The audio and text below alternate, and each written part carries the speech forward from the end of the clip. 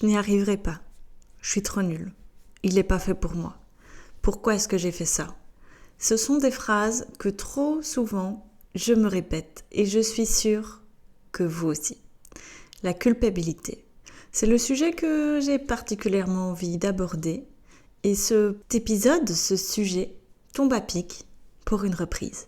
Ici Madeleine de Madeleine et Tylo et vous écoutez mon podcast Thérapie Tylo.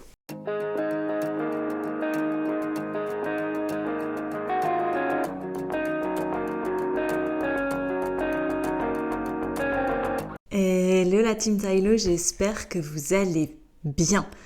Une longue pause a dû s'imposer à moi et honnêtement, ce sujet tombe extrêmement à pic pour une reprise. Plus d'1 mois que je n'ai pas su vous enregistrer de podcast. La culpabilité dans ma tête parce que plein de choses que j'avais envie de vous raconter et pour autant, le mental n'y était pas. Il s'en est passé des choses en 5, 6, peut-être 7 semaines depuis le démarrage de cette 2e saison de Thérapie Tylo. On signe bientôt notre première année ensemble et on peut le dire, elle aura eu des hauts, des bas, mais en tout cas très peu de lignes droites. À la base des bases, je vous racontais mon aventure équestre et puis j'ai décidé de prendre un tournant qui a l'air de vous plaire, alors merci de me suivre toujours un petit peu plus. La culpabilité, vous l'entendrez et vous le savez, je pense que tout à chacun ressent cette culpabilité.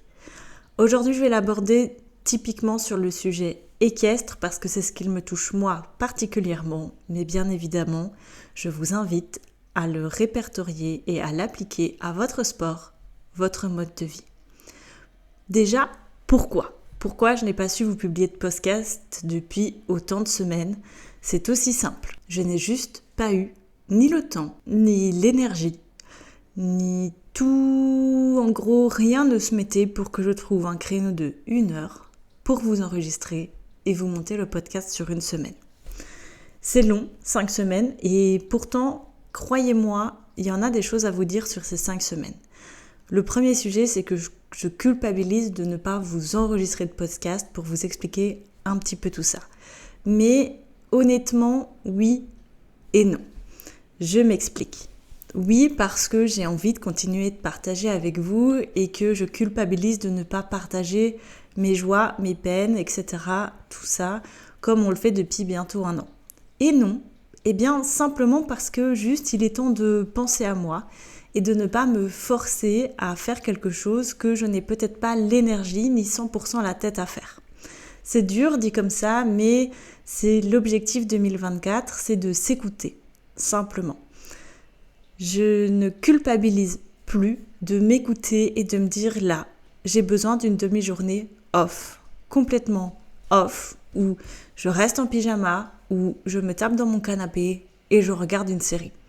Ça peut sembler très égoïste, mais pourtant, l'être humain a besoin d'être égoïste. Les premières semaines ont été très compliquées parce que de 1, je n'arrive pas à trouver ce temps de me poser même 2 heures dans mon canapé et ne rien faire entre les réseaux sociaux, le travail, les coachings équestres, etc. Honnêtement, je crois que ça m'est arrivé 2 fois sur les 6 semaines qui séparent le dernier podcast.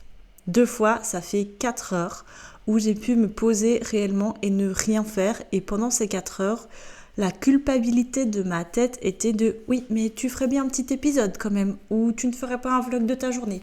Eh bien juste, non. Non, parce que j'ai pas envie de vous créer du contenu pour vous créer du contenu, j'ai envie de vous créer du contenu pour vous raconter des choses et faire quelque chose qui m'anime et qui va résonner en vous. J'ai aussi connu une période très compliquée avec mon cheval et c'est maintenant qu'on rentre dans le vif du sujet de cet épisode. Tout commence il y a 4 semaines, plus ou moins. Donc vous le savez, j'ai pris un tournant dans la carrière de Lucifer qui fait que je me suis complètement éloignée de cet accès sportif pur et dur et qu'on essaye un maximum avec ma nouvelle coach d'écouter les envies de mon cheval. Bon, c'était chose faite et on avait une grosse amélioration. Ce qui fait que mon côté envie de plus, toujours plus, a fait que j'ai forcé. Et même en étant fatiguée, épuisée, je me disais, on va partir en balade, c'est parti, go, on selle le cheval et on y va. Sauf que la particularité de Lucifer, c'est comme je l'ai depuis de ces 1 an, eh bien en fait c'est ma copie conforme. Si moi je suis pas en état, lui ne me donnera absolument rien. Roulement de tambour, ça replongé dans une catastrophe. Et là, la culpabilité est entrée crescendo dans ma tête. J'ai replanté mon cheval. Je n'écoute pas mon cheval. Qu'est-ce qui se passe ? Même en balade, ça ne va plus. Il y a trop de pression. On n'y arrive plus. C'est des scènes et des scènes et des scènes qui ont tourné, répété dans ma tête. Et malgré ça, j'ai voulu continuer et ça a été la catastrophe. J'ai planté mon cheval. Ne vous inquiétez pas, il n'est pas réellement planté. Nous avons fait une énorme pause, nous avons analysé, discuté avec ma coach et on repart sur un nouvel axe de travail. Vous le verrez d'ailleurs dans un weekly vlog qui sort cette semaine. Je dis ça, je dis rien. Mais donc en fait, ce qui fait que je me suis rentrée de nouveau dans cet axe de frustration de je n'y arrive pas, mon cheval n'y arrive pas, c'est de sa faute, c'est de ma faute. Je culpabilise de ne pas faire ce qu'il faut pour mon cheval. Or que honnêtement, de vous à moi, j'en fais déjà énormément pour mes chevaux. Je vais les voir tous les jours. Je ne m'accorde aucun jour de repos vis-à-vis d'eux. J'ai choisi de les avoir, ils n'ont pas choisi de m'avoir comme propriétaire. Donc à partir de ce moment-là, je respecte leurs besoins et bien évidemment qu'ils me le rendent. Et bien évidemment que parfois j'ai pas envie, que je suis fatiguée, que j'ai juste envie de rentrer, me mettre dans mon lit et ne plus bouger. Mais ils n'ont pas demandé à m'avoir comme propriétaire et bien qu'ils aient la vie, entre guillemets, que 90% des chevaux attendent, c'est-à-dire une vie au pré avec des copains, du foie à volonté, ici la remise à l'herbe, etc. Eh bien, même, ils ont d'autres besoins spécifiques, sortir de la prairie, se diversifier, etc.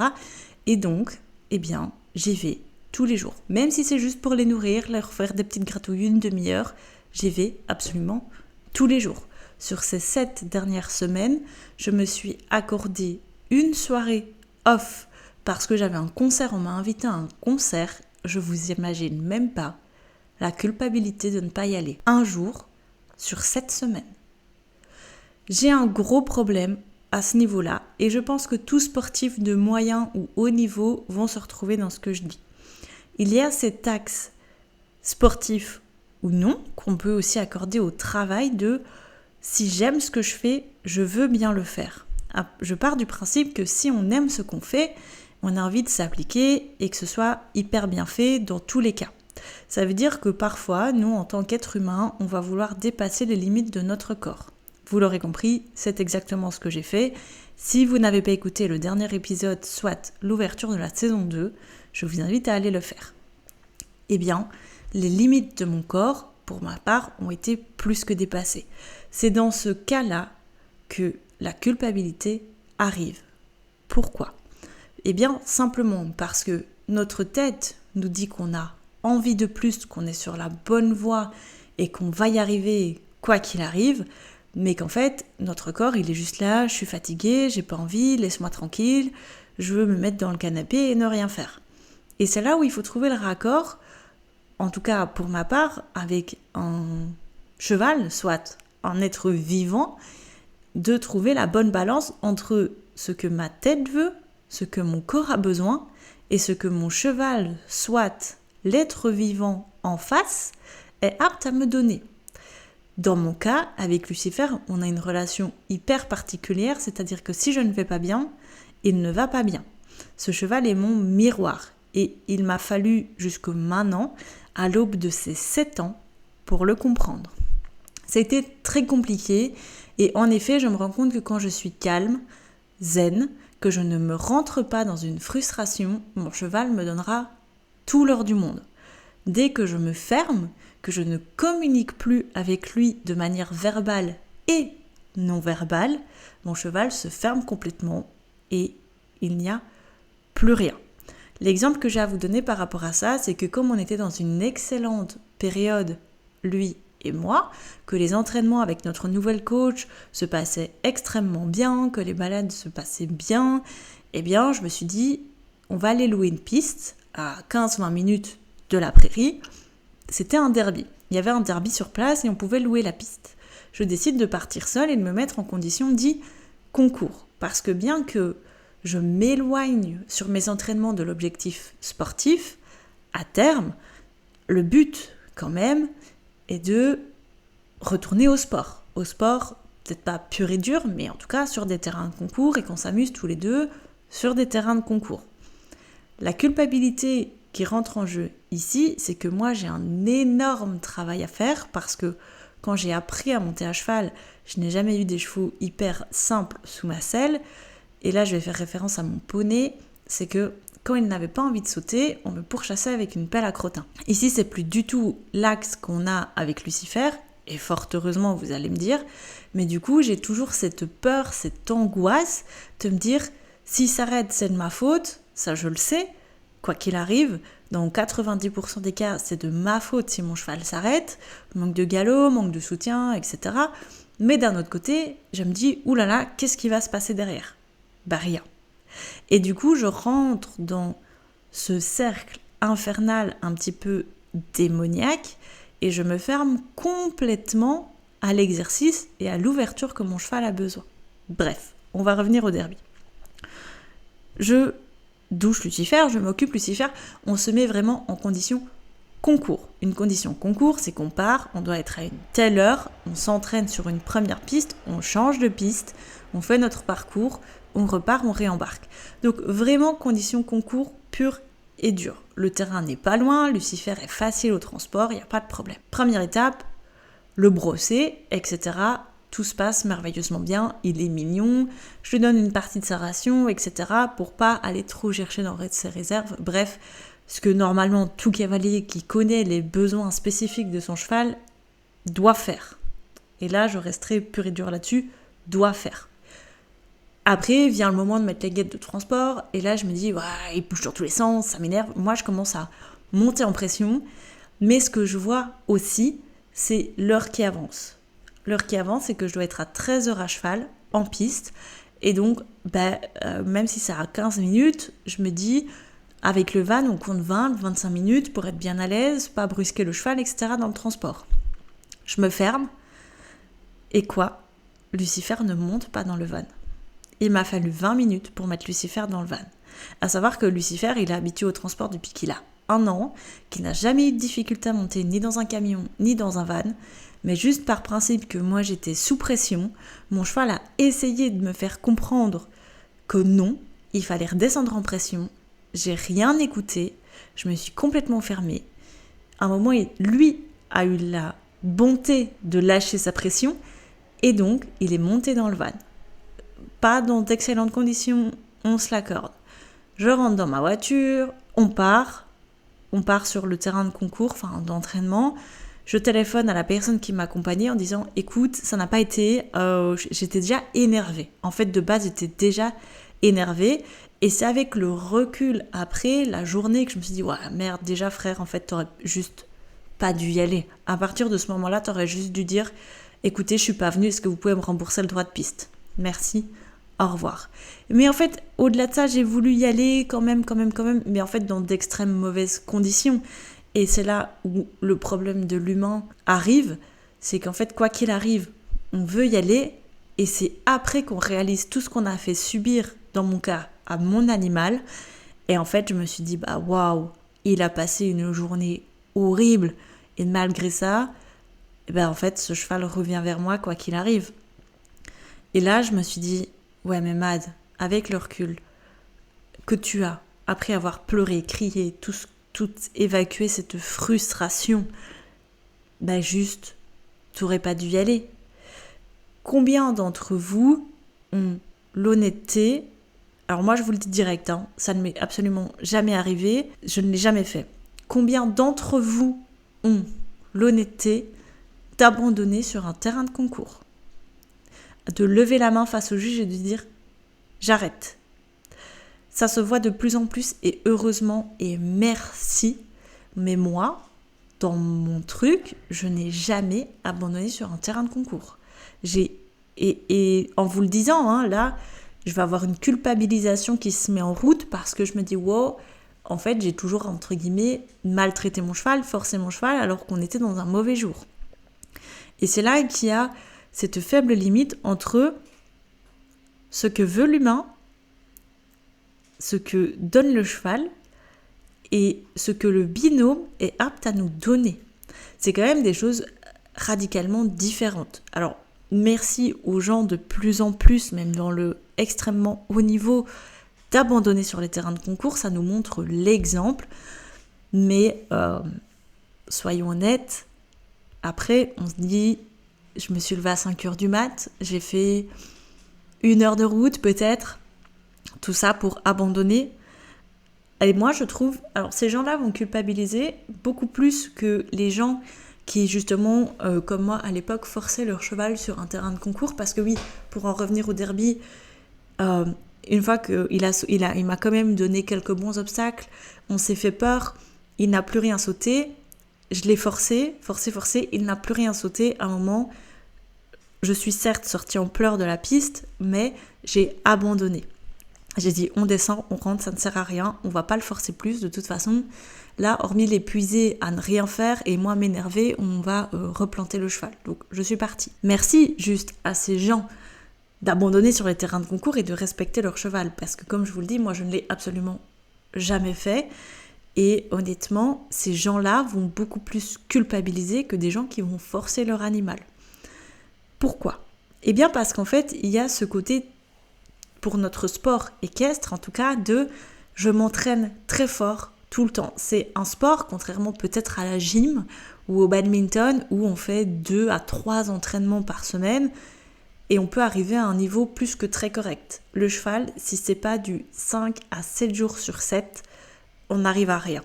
Quand je dis 5 à 7 jours sur 7, c'est pas monter le cheval 5 à 7 jours sur 7. C'est venir voir son cheval, c'est le travailler, c'est se donner les moyens d'y arriver, c'est comprendre son animal, parce qu'en fait, il n'y a pas de symbiose avec l'animal. En fait, c'est un être vivant. Et donc, il vous donnera juste rien du tout. Ça, c'est la chose la plus compliquée de notre sport, la team poney. Je sais que vous êtes là. Récemment, je me suis dit, mince, j'ai replanté mon cheval et j'en ai discuté avec ma coach. Je lui ai envoyé toutes les vidéos du derby, etc. Et elle m'a dit non. Mais en fait, t'as pas discuté avec ton cheval dans une situation de concours comme tu le fais avec moi en cours. Et je me suis dit, ouais. Et là, en moi-même, je me suis dit, merde, ça fait 17 ans que tu montes à cheval et t'es même pas capable d'appliquer ce que tu fais en cours depuis 3 mois sur une sortie en concours. Je vous laisse imaginer tout ce qui s'est passé dans ma tête à ce moment-là.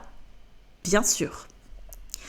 Et donc, en fait, avec le recul, on s'est dit, c'est pas grave, on va travailler ça. On va revoir les axes différemment. Et peut-être juste que mon cheval, c'est même pas un peut-être, en fait, c'est certain, s'ennuie en piste. Il faut rendre la piste ludique et amusante. Et c'est pour ça que moi, j'étais partie sur un derby. Là, ce qui est difficile à mon stade, c'est de trouver ce que moi je veux, soit du sport, et ce qui fait plaisir à mon cheval.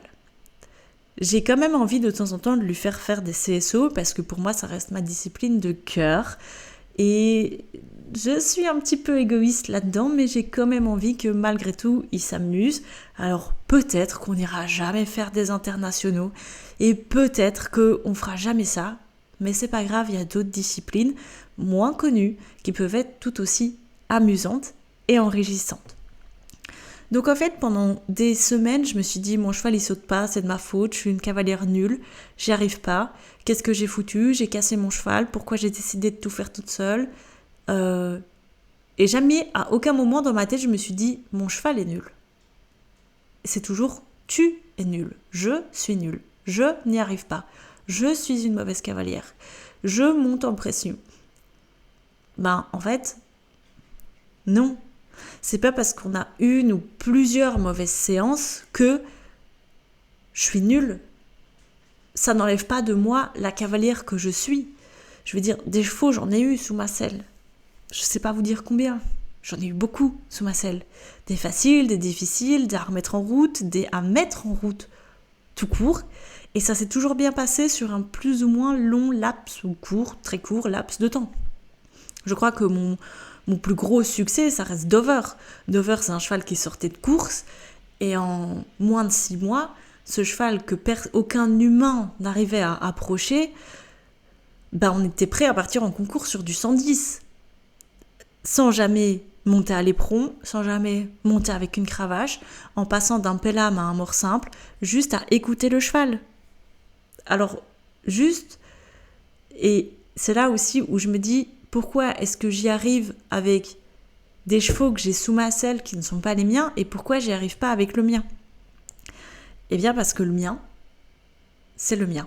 Et donc le mien, je vais en attendre beaucoup plus qu'un cheval qui ne m'appartient pas. C'est très dur, dit comme ça, mais comme c'est mon cheval et que je sais de quoi moi je suis capable et que je sais au fond de quoi lui, il est capable, réellement, pour l'avoir vu en liberté, pour qu'il ait quand même gagné des concours à 1 an, en fait, je sais de quoi on est capable ensemble et je culpabilise de ne pas pouvoir, maintenant, à l'instant T, au 25 mars 2024, l'emmener sur ce dont il est capable. Plusieurs facteurs rentrent en compte, bien évidemment, que je l'ai débourré seul et que je n'aurais bien évidemment pas dû le faire de cette manière, que je l'ai peut-être emmené sur un axe trop sportif dès le début, trop dur, et donc je l'ai trop contraint, et que c'est seulement maintenant qu'on est dans sa 7e année, là dans 1 mois. Dans 1 mois, mon bébé, il a 7 ans. Voilà, typiquement de pourquoi ?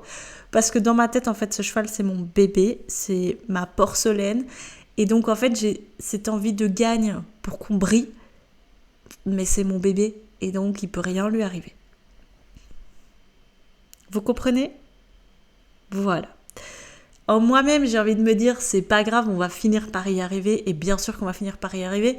On va découvrir progressivement de nouvelles disciplines, ou en tout cas, intégrer ma discipline de cœur, soit le CSO, de manière différente et plus ludique. Nous allons bien sûr tester d'autres disciplines parce que c'est ce qui est prévu. On attendra encore et encore jusqu'à quand tout le monde est prêt. Et bien sûr que je ne doute pas qu'on va finir par briller. Mais en attendant, le chemin va être encore extrêmement long et dur et encore avec beaucoup de down. Mais ce que j'ai envie de retenir dans la culpabilité, et ça c'est un tips que j'ai envie que vous reteniez et qui s'applique à que ce soit au sport ou au monde du travail ou dans la vie perso, c'est que sur quelqu'un de sain d'esprit, la culpabilité qui est à la base quelque chose d'extrêmement négatif permet la remise en question. Et il n'y a rien de mieux que quelqu'un qui se remet en question. Alors pas H24 parce qu'il y a des paramètres qu'on ne peut pas maîtriser ni prendre en compte qui sont par exemple dans mon cas l'état physique, le mien, celui de mon cheval, parce que oui, cet hiver mon cheval a perdu de l'état, a eu un changement de vie radical, et donc bien évidemment que tout ça, même si à terme maintenant 5 mois plus tard ça va lui engendrer de l'extrême positif, eh bien ça a été très compliqué pour lui. C'est un paramètre, un facteur dans lequel je ne suis pas responsable, enfin je suis responsable parce que c'est moi qui l'ai mis dans cette situation, mais à terme mon cheval me dira juste merci, mais ça permet surtout la remise en question, et la remise en question c'est quelque chose d'extrêmement positif. De cet épisode, j'ai juste envie de retenir de la culpabilité, c'est pas finalement si négatif que ça, mais c'est extrêmement positif. Je vous souhaite bien sûr de vous reconnaître encore et toujours dans tout ce que je vous viens de vous raconter. Ici Madeleine de Madeleine et Tylo, et c'était un épisode de Thérapie Tylo. Ciao.